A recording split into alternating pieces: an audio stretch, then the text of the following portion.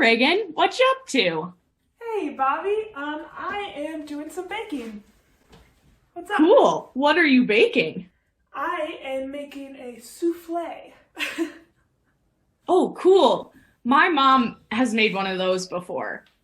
She always talks about how important it is not to open the door while you're baking it. Reagan, wait! Oh no. That's it'll probably be okay, right? I don't know. Hopefully it'll still turn out all right. Yikes.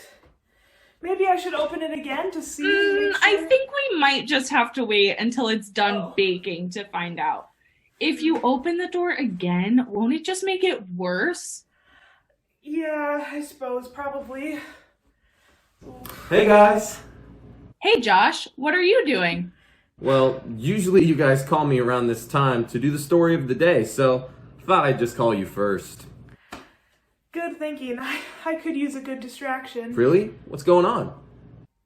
Well, I was baking a souffle and I opened the oven door and then I slammed it closed because I didn't know you weren't supposed to do that when you make a souffle.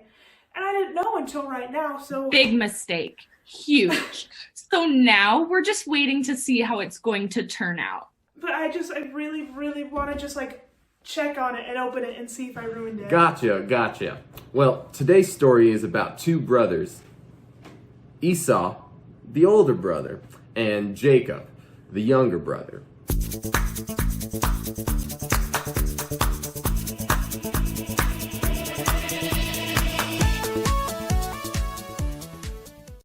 Now, back then, everything parents owned was passed down to the kids. And the oldest son always got more than everyone else. More money, more land, more everything, essentially. It was called their birthright. Now, that may seem kind of weird for us to think about now, but way back then, it was the normal thing to do. So, in this story, Jacob is at home cooking dinner when Esau comes in from working outside all day exhausted. Now, Esau saw that Jacob was cooking and said, "Let me eat some of that because I'm exhausted." Now, Jacob saw this as an opportunity to take advantage of Esau. So Jacob responded, "Sell me your birthright first, and then you can eat." Then Esau said, "I'm about to die, so what good is a birthright to me?"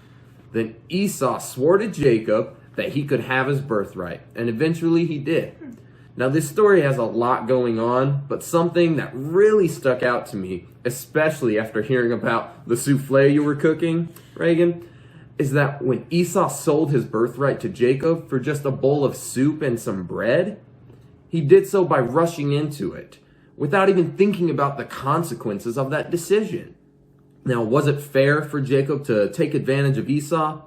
Definitely not. But Esau was so impatient to eat that he didn't stop to think about the choice he was making. Kind of like how I was so impatient to see if I was baking my souffle correctly that I didn't even stop to think about how opening the door could ruin it. Exactly. Now, the consequences of Esau's decision might be a little bit different than yours, but the lesson can still be the same. When we act out of impatience, we can really miss out on a lot. That's so true. It can be really easy to rush into things and make decisions when we're impatient. But taking a moment to really think about what we're doing can be really helpful. Definitely. Thanks so much for sharing that story with us, Josh. Yeah, thank you. Anytime, guys. Well, I better get going. I'll see you next week. Bye. See you later. Man, that was a really good story for us to hear today. Definitely. It's such a good reminder about how important patience can be. Absolutely.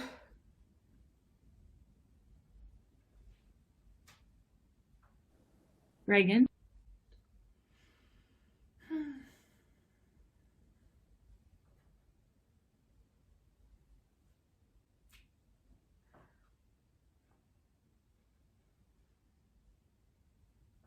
Reagan?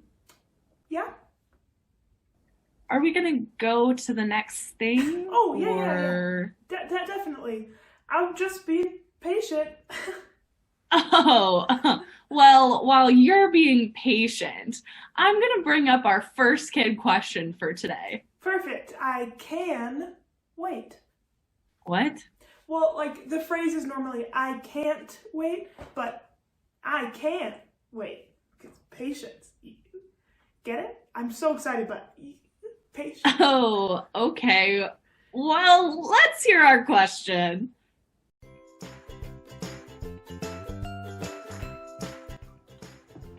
My name's Nicole, and the question is, what would you miss out on without waiting? Great question. What could you miss out on by not waiting? Well, that's easy for me. I would miss out on eating a delicious souffle. That's true.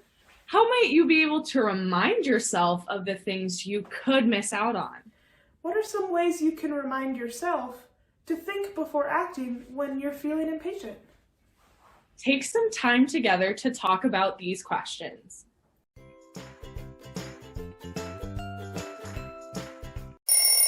Oh, there goes my timer. Now I'm almost too nervous to see.